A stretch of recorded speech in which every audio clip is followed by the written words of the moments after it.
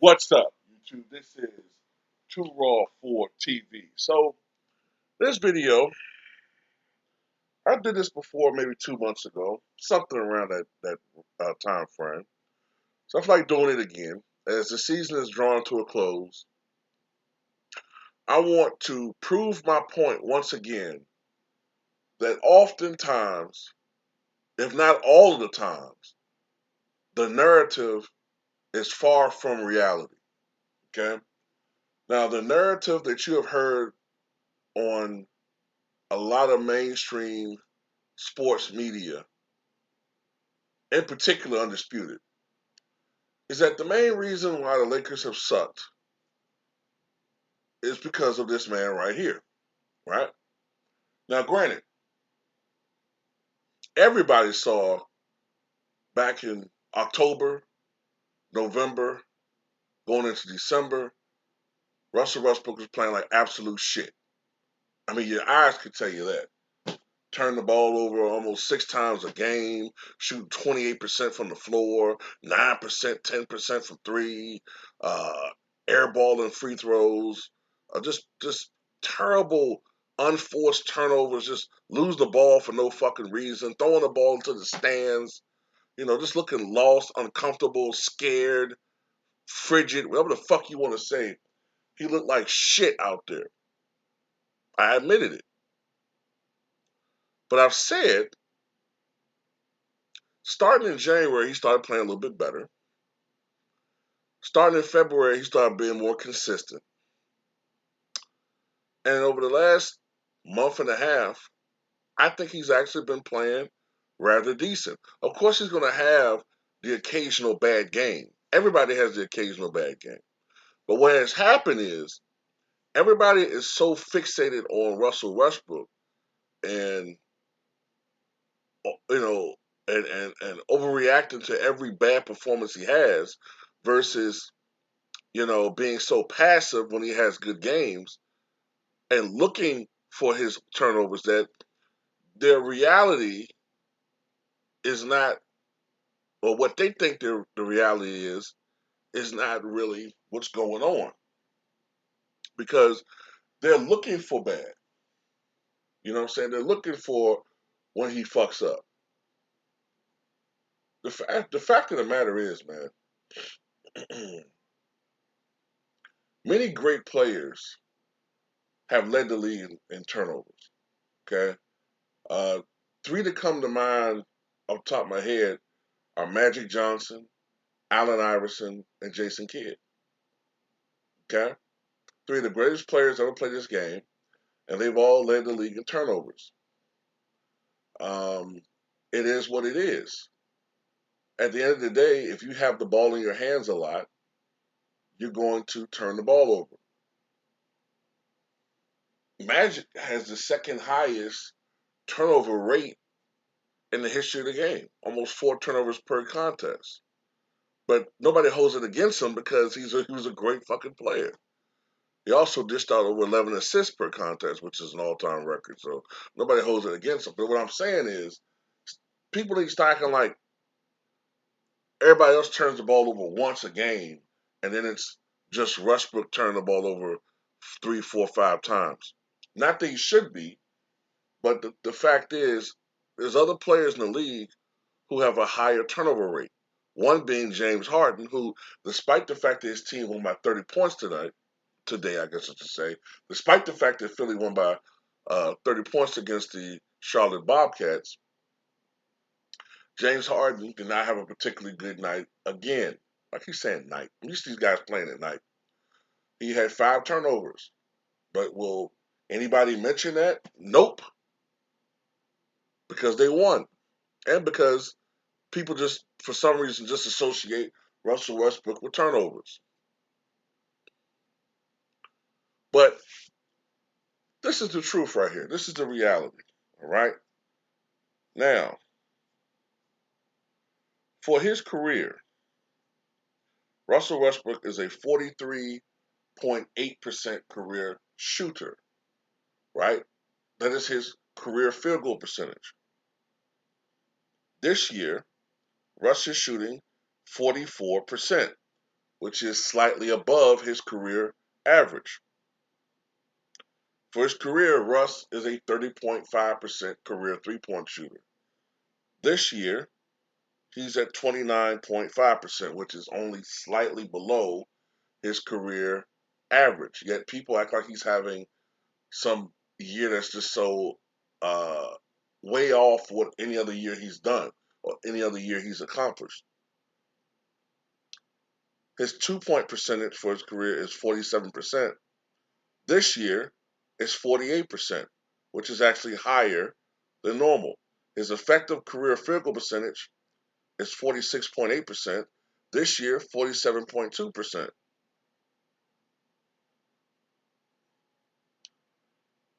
Now, for his career, he's a 78% career free throw shooter. This year, he's at 67%, which is way down from his career average. However, he's been down since 2017, and he shot worse from the foul line back in 2018-19 and 2020-21.